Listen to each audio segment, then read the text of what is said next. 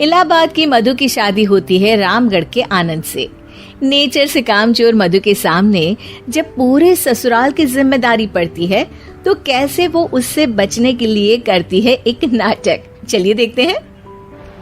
अरे मधु, मधु रानी, जरा चाय ला और बेसन घोल ले, बादल बन गए हैं, पकौड़ी बना लेते हैं। ओह, अभी अभी तो दिन का खाना खाया है, अब पकोड़े तल दूं? अरे इतना खाएंगी तो फट जाएंगी, चला तो जाता नहीं इनसे। तभी आनंद आ जाता है। अरे मन कर रहा है पकोड़े खाने का। मधु देखो ना, बादल बन गए हैं, ऐसे में पकोड़े मिल जाए तो मजा आ जाए। अरे अभी तो बादल बने हैं, जरा 2-4 बूंद टपक तो जाने दो, बना दूंगी पकोड़े भी। ये बोलकर मधु वहाँ से चली जाती है। अरे मधु, मधु बूंदे भी बरस गई, अब तो बना दो पकोड़े। अरे बूंदा बूंदी तो रोज होती है, जरा जमकर बरसे तो पकोड़े तलने में और सिखाने में दोनों में मजा आ जाए। ये बोलकर मधु वहाँ से चली जाती है और मधु के साथ ही बूंदा बांधी कर बादल भी चले जाते हैं। मधु अपने कमरे में जाकर कहती है, अरे भगवान, ये सारा कमरा फैला हुआ है, कैसे साफ होगा? तभी मधु को आइडिया आता है और वो जोर जोर से चिल्लाती है, हे भगवान, मेरा 2000 रुपए का नोट कहाँ चला गया? किसी ने देगा क्या मेरा 2000 का नोट? तभी वहां मधु की ननद और नौकरानी आ जाती है। अरे भाभी, मैं देख देती हूँ। कैसे देखोगी दीदी, सारा कमरा तो गंदा पड़ा है। अरे हटो ना, मैं साफ किए देती हूँ, मिल गया तो दे दूंगी। अब ननद और नौकरानी 2000 नोट के चक्कर में पूरा कमरा साफ कर देती है और नोट नोट खोया हो तब तो मिले।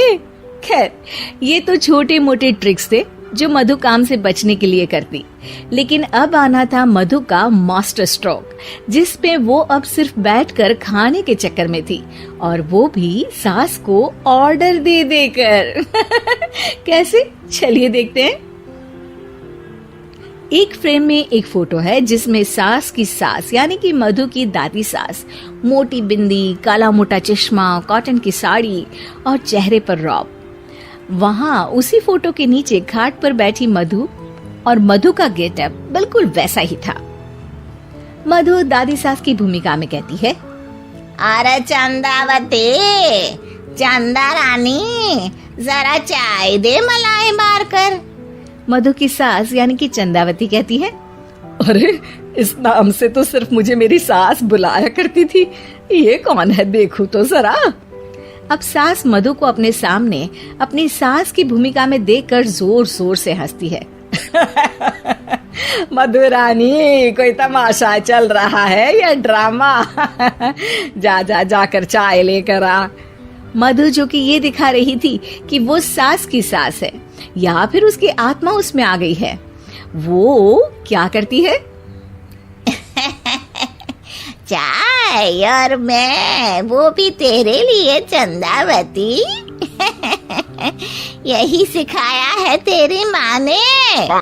यार, एक तो डायलॉग बदल बहू, तू सास बनकर जो माँ पर सीधे चली आती हो, ये ओल्ड फैशन हो गया है, जरा अपडेट हो जा। और वैसे तू कुछ भी बन, उसके पहले चाय लेकर आ। अभी सास कुछ बोलती कि वहाँ मधुर के ससुर आ जाते हैं। वो मधु को देखते ही पागल सा हो जाते हैं। माँ, मेरी माँ, माँ तू वापस आ गई। अरे धत तेरी की, अभी एक का नाटक खत्म नहीं हुआ कि दूसरा आ गया। अरे हद है तेरी, जबान तो चलती ही जा रही है, सामने मेरी माँ बैठी है। अरे इनका चेहरा देखने को तरस गया था मैं, मेरी माँ वापस आ गई। ये देख, मेरी माँ आ गई। ये नहीं कि देसी घी के लड्डू बनाए, बस जबान चला रही हो। अरे जाने ते धनकलाल, इसे तो शुरू से ही बोलने की तमीज नहीं है। मेरी तो आदत हो गई है दब दब कर रहने की। नहीं नहीं माँ, ऐसे कैसे, ये सब करेगी। अच्छा, मैं दुकान जा रहा हूँ, शाम को तेरी पसंदीदा गर्मा गर्म जलेबी और समोसे लेकर आऊंगा माँ। ससुर वहां से चले जाते हैं। अब बेचारी सास अपनी ही बहू के नाटक में फंसकर सारा दिन सारी रात काम करती। लेकिन कब तक? एक दिन की बात है। बेटा आनंद, मेरे तो हाथ पैर सब दर्द हो रहे हैं, मुझसे नहीं होता इस उम्र में इतना काम। हाँ माँ, तू ठीक कह रही है। वैसे भी माँ, दादी को तो मरे अभी सिर्फ 5 साल हुए हैं, फिर मधु कैसे दादी हो सकती है? अरे वही तो बेटा, मैं तो ये सोच रही थी कि कहीं दादी मधु के रूप में तो पैदा नहीं हो गई।